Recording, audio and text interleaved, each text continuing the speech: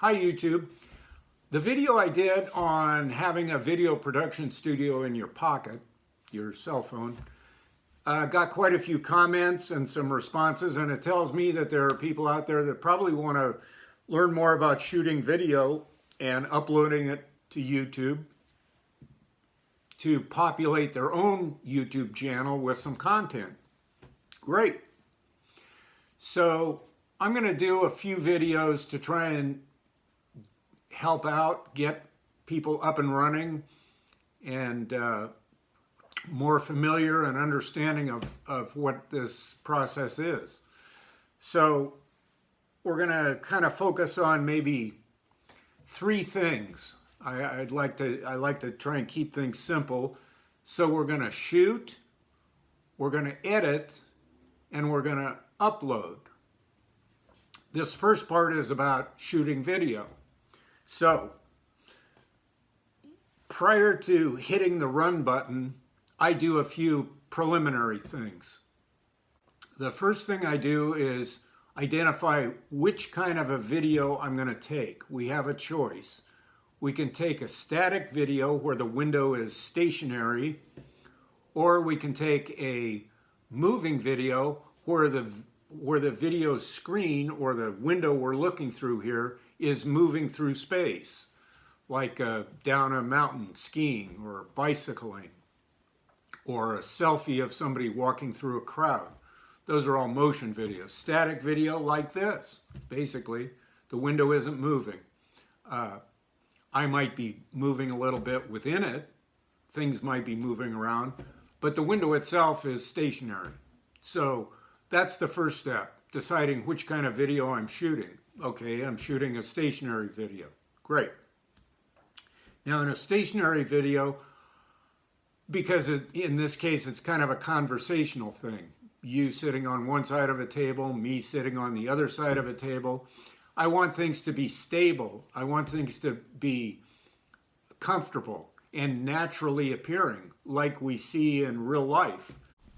I go to settings and then to the camera and click on grid to create a tic-tac-toe board shape on the actual camera screen to help me align all of the background and various parts of the image so that it's square. So I want to set the video up, the window of the video, so that these things appear as they would in real life. We have great telemetry in our head. It's like a stabilizing camera. Well, we have great stabilization. We see things horizontally and vertically. That's the way we're designed. So if things that we look at aren't that way, it's kind of distracting.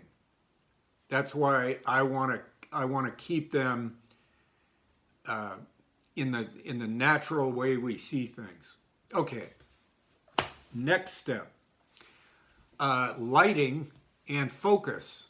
Well, our eyes are able to adjust to lighting and exposure and that kind of thing real well. We stay in focus real well.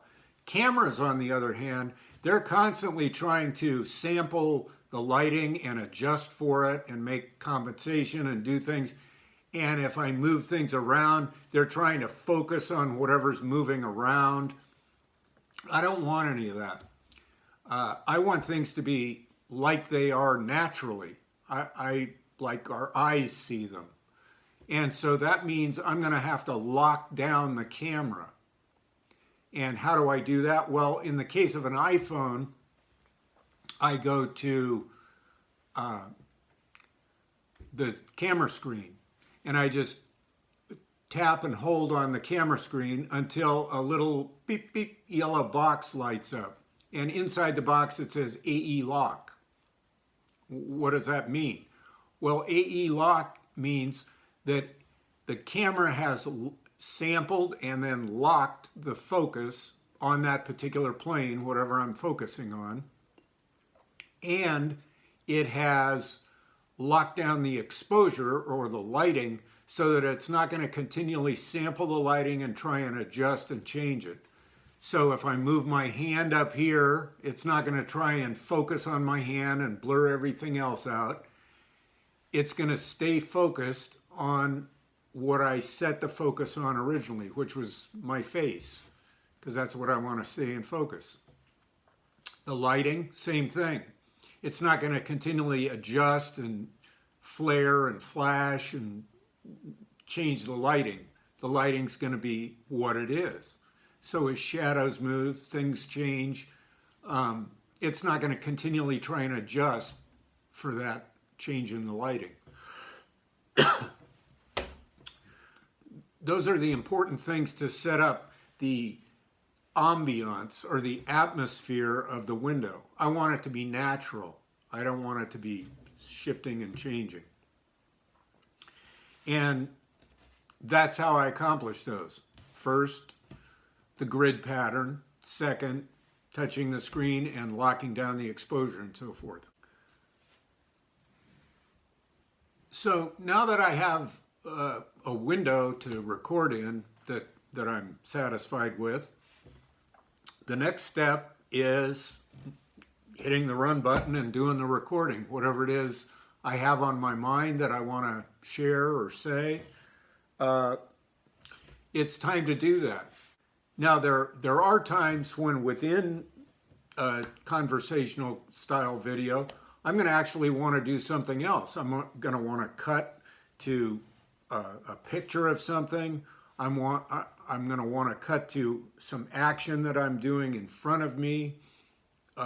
Different perspectives that I can decide on. I have a choice of different ways of illustrating or showing that. So for an example, let's say we're talking about this pour over coffee pot.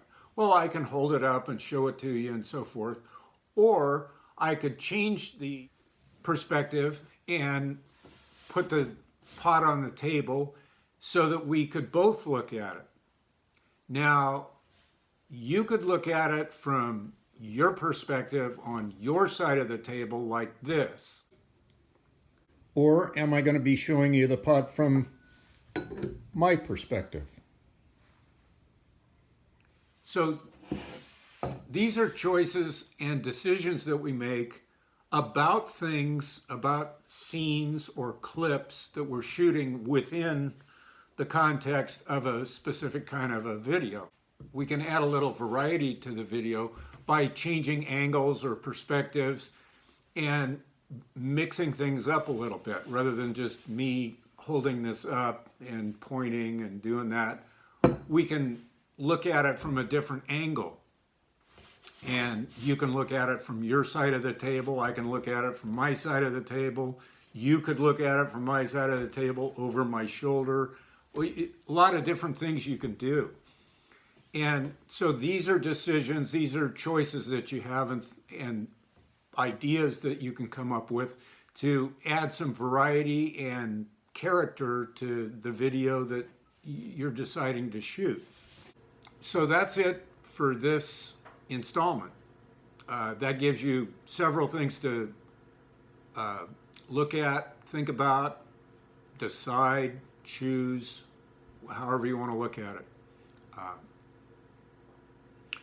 We've thought about what we're doing, how we're doing it, and then how we can mix things up to add a little variety to what we're doing.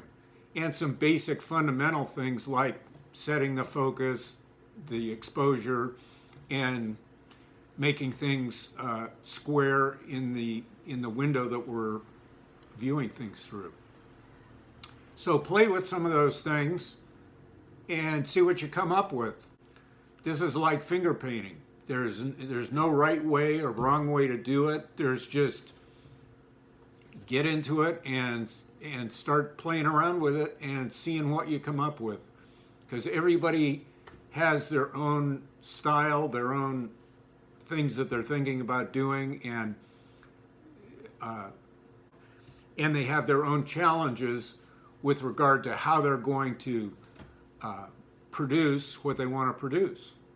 So I hope that helps get the ball rolling, and there will be another video more about shooting a video and then editing a video, and then of course uploading is kind of a simple thing. Once everything's in a package, you just send it up the line.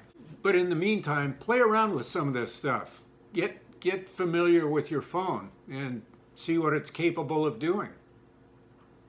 That's it for now. If you found any of this helpful, please give it a thumbs up. If you think it'd help somebody else, share it with them. If you'd like to get more content like this, then subscribe and ring the bell and you'll be notified when new content gets posted. Thanks for watching, as always, and comment as you see fit. Till the next video, see you later.